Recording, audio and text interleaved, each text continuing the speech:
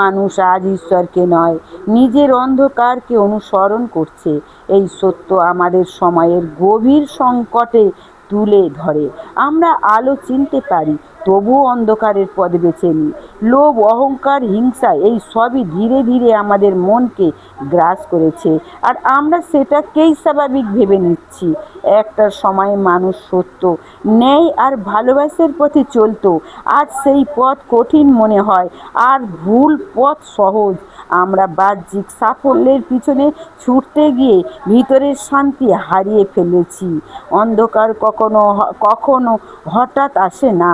আমাদের ছোট ছোট ভুল, নীরবতা আর উদাসীনতাই তাকে বড় করে তোলে।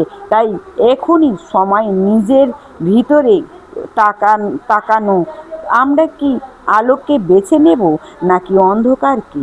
কারণ শেষ পর্যন্ত পথটাই আমাদের গন্তব্য নির্ধারণ করে, আর সেই সিদ্ধান্ত আজ আমাদের হাতেই।